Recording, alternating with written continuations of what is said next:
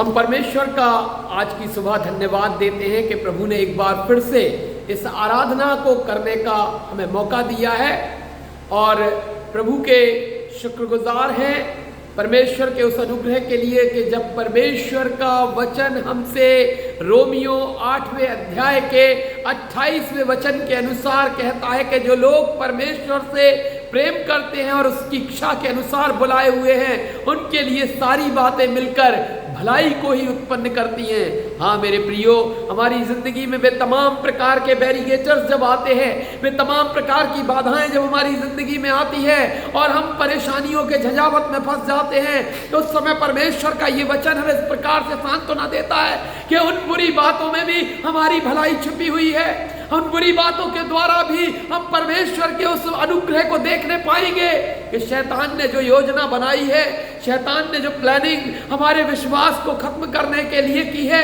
शैतान ने जो योजना इस तरह से बनाई है कि वो हमको परेशान करे, हमको मुश्किल में डालकर अपनी तरफ देखने के लिए प्रेरित करे, तब भी हम कहेंगे हम अपने खुदावंद यीशु मसीह का नाम लेते हैं, क्योंकि यीशु हमारे हृदय के अंदर पाया जाता है। यीशु की मोहब्बत से हमारा हृदय लबरेज है, क्योंकि उसने हमें आनंद दिया है, उसने हमें अनुग्रह दिया है और वचन कहता है मेरा अनुग्रह तेरे लिए काफी है।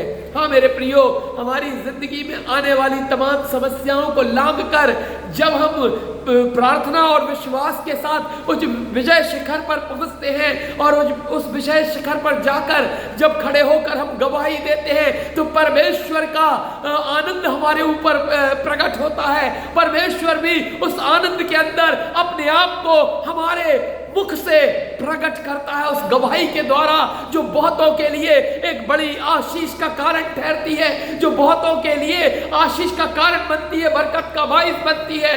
मेरे प्रियो, हम अपनी मुश्किलात के अंदर भी अपने विश्वास में कायम रहे, क्योंकि परमेश्वर हमें छोड़ने वाला प्रभु नहीं है। और वचन कहता है यशाया 49 अध्याय के 15 और 16 वचन के अनुसार कि जन्माए हुए बच्चे को उसकी माँ छोड़ सकती है, पर मैं तुझे कभी ना छोड़ूंगा न कभी त्यागूंगा। देख मैंने तेरा चित्र अपनी हथेलियों पर खोद कर बनाया है और तेरी शहरपना सदैव मेरी दृष्टि के सामने रहती है। हमारा परमेश्वर हमको हर परिस्थिति में देखता है, हमारा परमेश्वर हर जगह पर हमारी चिंता करता है, वो हमारे ऊपर अपनी नजरों को लगाए हुए हैं। लेकिन हम अपने अल्प ज्ञान के कारण, अपनी घबराहट के कारण, अपने अविश्वास के कारण परमेश्वर के ओर से संसार की ओर दृष्टि करने लगते हैं, संसार से मदद की गुहार करने लगते हैं, तब हम उपहास का पात्र बन जाते हैं। इसलिए हमें शांत रहकर, हमें मौन रहकर सिर्फ उस विश्वास को रखे रहना है अपने पास और परमेश्वर के उत्तर का इंतजार करना है। और हम उस उत्तर को जब प्राप्त करते हैं परमेश्वर के उस आशीष के रूप में, तब हमें वो गवाही मिलती है जिसके द्वारा हम कह पाते हैं कि हम उस दिन परेशानी में थे, हम परीक्षा में थे, हम इम्तिहान दे रहे थे और हमारे सामने मुश्किलात के अजगर ने अपना मुंह बांध दिया था और लग रहा था कि अब वो हमें खा जाएगा, अब वो हमें निगल जाएगा। लेकिन मेरे प्रियो, जब हम उसको तमाचा मारते हैं, उसको दूर करते हैं, यीशु के नाम से ये डिक्लेयर करते हैं, ये घोषणा करते हैं कि मेरा यीशु मेरे आगे चलने वाला परमेश्वर है। मेरे प्रियो, हम देखते हैं इजरायली जब उस समुद्र के आगे पहुंचे तो घबराने लगे और कुड़कुड़ाने भी लगे और मूसा से कहने लगे क्या इस मिस्र में कब्रों की कमी थी जो तू हमें यहाँ ले आया? और मूसा ने कहा आज तुम उद्धार के काम देखने पाओगे। हाँ मेरे प्रियो, हो सकता है कर्ज का समुद्र आपके आगे आ गया हो सकता है बीमारी का समुद्र आपके आगे आ गया हो सकता है कुछ ऐसे लोगों के सामने आप खड़े हो गए हो जहां आपको खतरा ही खतरा दिख रहा है, पीछे भी खतरा, आगे भी खतरा। और उस समय में जब आप खुदा की ओर देखते हैं, जब आपकी नजरें आसमान की तरफ लगती हैं और जब आप पर्वतों की ओर देखते हैं, कलाम हमारे सामने उतर कर आता है और परमेश्वर का वचन हमें यह बताता है कि मैं अपनी आंखें पर्वतों की ओर लगाऊंगा। मुझे सहायता कहां से मिलेगी? मुझे सहायता यहोवा की ओर से मिलेगी, जो आकाश और पृथ्वी का करता है। वह मेरे पांव को टलने न देगा। सुन इस्राएल का रक्षक, न ऊँघेगा न सोएगा। यहोवा तेरा रक्षक, यहोवा तेरे दाहिनी ओर तेरी आड़ है। न दिन को धूप से, न रात को चांदनी से वह तेरी हानि होने देगा। हाँ मेरे प्रियो, क्योंकि हमारा परमेश्वर हमारे आगे हर जगह पर खड़ा हुआ है। वो खतरा वहां पर शैतान लेकर आया है, लेकिन वो भूल जाता है कि परमेश्वर हमारे साथ है। और इसीलिए यहोशू का खुदा उससे यहोशू 1:9 में कहता है कि जहां जहां तू जाएगा तेरा परमेश्वर यहोवा तेरे संग संग रहेगा, मेरा परमेश्वर मेरे साथ रहता है। हाँ मेरे प्रियो, इसीलिए तो परमेश्वर का वचन कहता है रोमियो 8:28 में कि जो लोग परमेश्वर से प्रेम करते हैं और उसकी इच्छा के अनुसार बुलाए हुए हैं उनके लिए सारी बातें मिलकर भलाई को उत्पन्न करती हैं। हमारे लिए कुछ भी परमेश्वर की ओर से बुरा नहीं होने वाला है, क्योंकि परमेश्वर हमारी परीक्षा नहीं लेता है। परमेश्वर के विश्वास को हटाने के लिए शैतान परीक्षाएं निर्मित करता है और हम परीक्षाओं में इसलिए जीतेंगे, हम उनमें तमाम आजमाइशों को इसलिए अपने सामने से पराजित करके हटाएंगे, क्योंकि कलाम यिर्मयाह 29 अध्याय के 11वें वचन में कहता है यहोवा की ये वाणी है कि जो कल्पनाएं मैंने तुम्हारे विषय में की है वे हानि की नहीं वरन कुशल की है, और अंत में तुम्हारी आशा पूरी करूंगा। तब आकर तुम मुझको पुकारोगे और मुझसे प्रार्थना करोगे, मैं तुम्हारी सुनूंगा। प्रार्थनाएं अनसुनी जब होती हैं, जब हम संसार से हटकर प्रार्थना नहीं करते हैं। वो कहता है तब आकर तुम मुझको पुकारोगे, तुम संसार को छोड़कर जब मेरे पास आओगे, पश्चातापी हृदय को लेकर मेरे पास आओगे, दीनता के साथ मेरे पास आओगे, पूरे पश्चाताप के साथ अपना समर्पण लेकर मेरे पास आओगे, then I will listen your prayer। और कलाम कहता है हागे 2:19 के अनुसार कि आज ही के दिन से मैं तुम्हें आशीष दूंगा। जिस क्षण आप कहते हो मैं प्रभु को अपना उद्धार करता मानता हूं, मैं पापी मनुष्य हूं, मुझे यीशु की जरूरत है, मैं तमाम प्रकार के संसारिक बाधाओं को तोड़कर आज यीशु के पास आया हूं, संसार की परीक्षाओं को छोड़कर यीशु के पास आया हूं, संसार के लालच को छोड़कर यीशु के पास आया हूं, तब यीशु कहता है तू आज ही मेरे साथ स्वर्गलोक में होगा। मेरे प्रियो, परमेश्वर आपको बुलाता है, परमेश्वर आपको कॉल देता है, परमेश्वर आपको आशीषित करना चाहता है, परमेश्वर आपको अनुग्रह देना चाहता है, परमेश्वर अपनी करुणा को आपके ऊपर प्रकट करना चाहता है, परमेश्वर अपनी सामर्थ्य को आप में से प्रकट करना चाहता है। लेकिन जब आप चिंताओं में आते हैं, जब आप तकलीफों में आते हैं, तो आप ये नहीं कहते कि ये हमारे लिए भलाई उत्पन्न करेगी। आप अपनी चिंताओं में चले जाते हैं, आप संसार के लोगों के पास चले जाते हैं, अपने धनाढ्य दोस्तों से मिलकर आप अपनी उन चिंताओं को पूरा खत्म करने की कोशिश करते हैं, जो एक चिंता के साथ दूसरी चिंता को लेकर आएगी, जो एक तकलीफ के साथ दूसरी तकलीफ को लेकर आएगी, जो एक कर्ज के साथ दूसरे कर्ज को लेकर आएगी।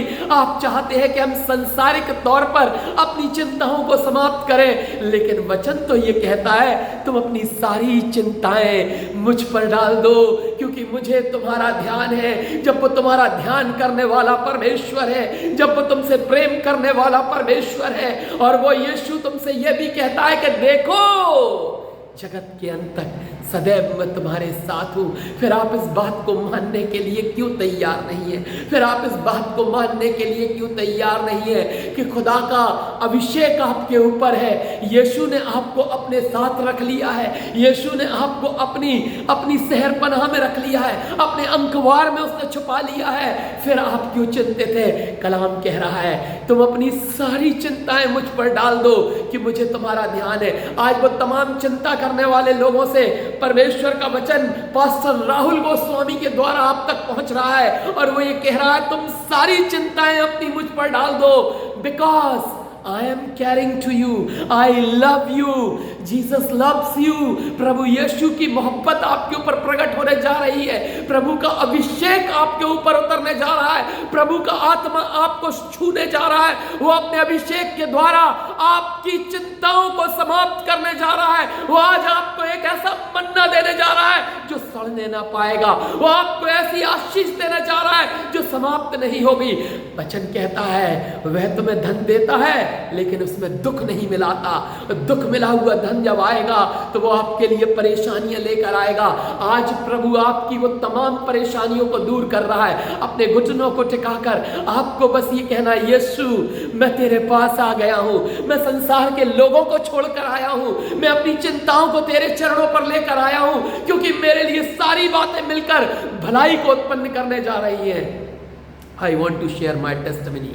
एक बार की बात है, आज से लगभग 7 वर्ष पुरानी बात है। यही बरसात के दिन थे और इन बरसात के दिनों में हमारे छोटे से घर में, हमारे किराए के घर में पानी भर गया। लबालब पानी भरा हुआ था। हम लोग सो रहे थे और हमारे बेड के चारों तरफ पानी था। टूटा फूटा घर था, बहुत खराब अवस्था थी, चारों तरफ पानी भर चुका था और पानी इस तरह भरा था कि हमारे चप्पल जूते हमारे बेड पर आ चुके थे। हम लोग बिल्कुल पूरी तरह से पानी के बीच में थे और उस समय में मैंने जब अपने पैरों को नीचे डाला बेड से तो मेरे पैर डूब चुके थे और मैं उस स्थिति को देखता हूँ और उस स्थिति में देखकर मैं कहता हूँ, जो लोग परमेश्वर से प्रेम करते हैं उनके लिए सारी बातें मिलकर भलाई को उत्पन्न करती हैं। जो परमेश्वर के द्वारा बुलाए गए हैं उनके लिए सारी बातें मिलकर भलाई को उत्पन्न करती हैं। मेरे प्रियो, वो भलाई क्या उत्पन्न हुई?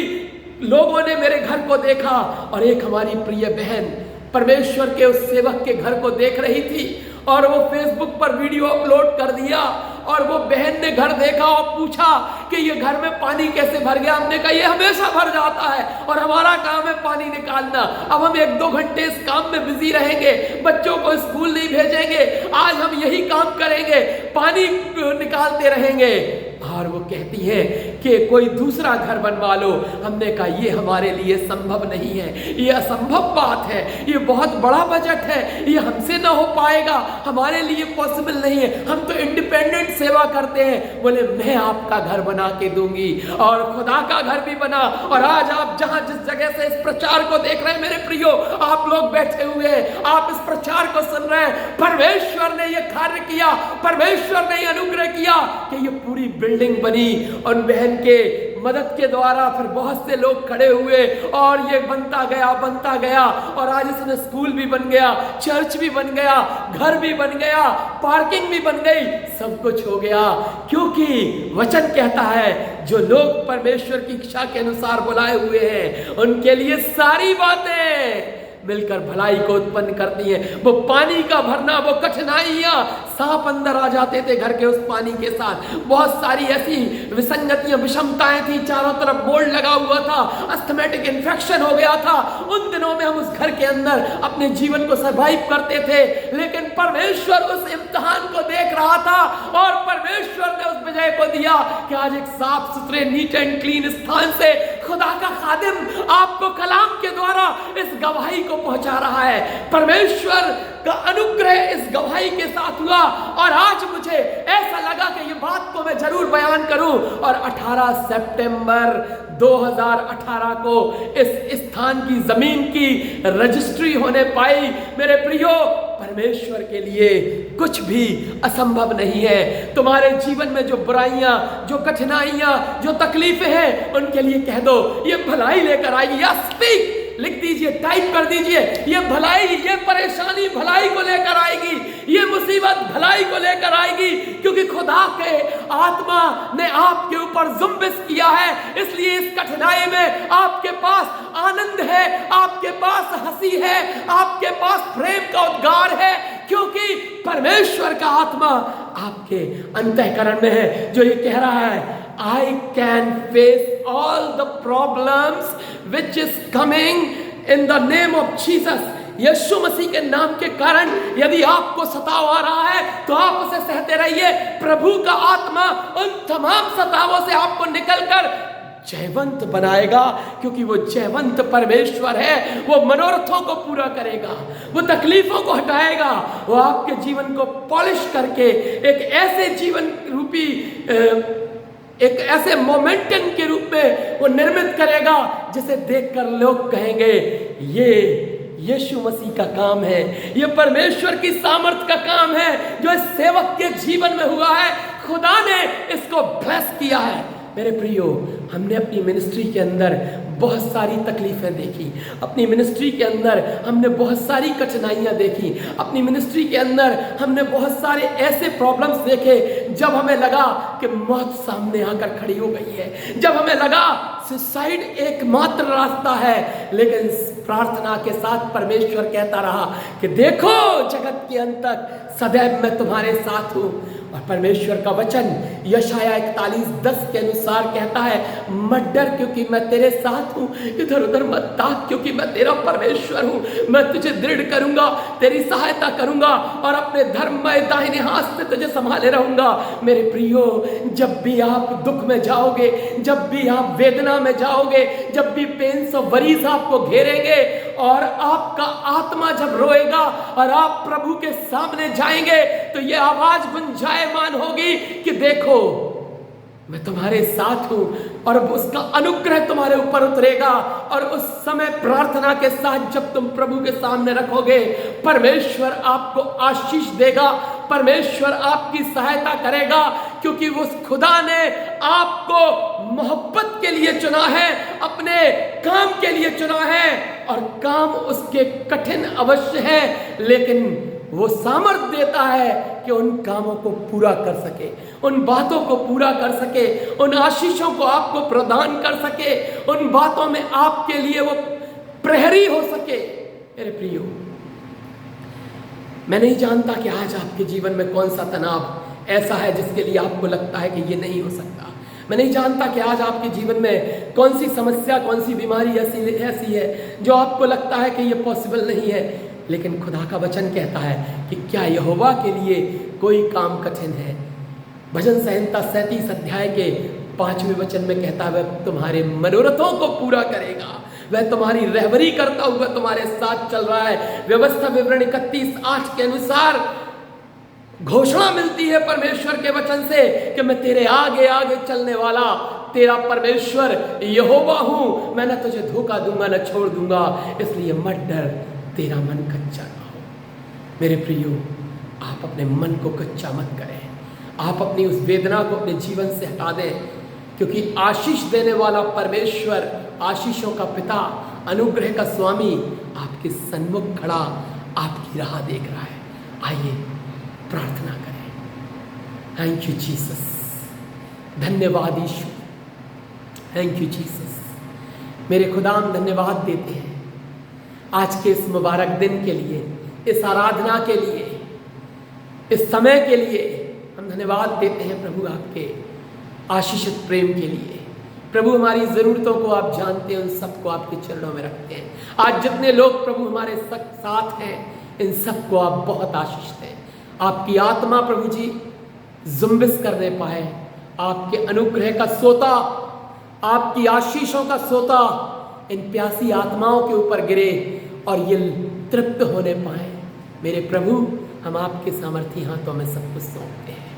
आप ब्लेस करें, आशीष दें, बरकतों से भरपूर करें। धन्यवाद और धन्यवाद के साथ इस प्रार्थना को उद्धारकर्ता यीशु मसीह के नाम से मांगते हैं, आमीन।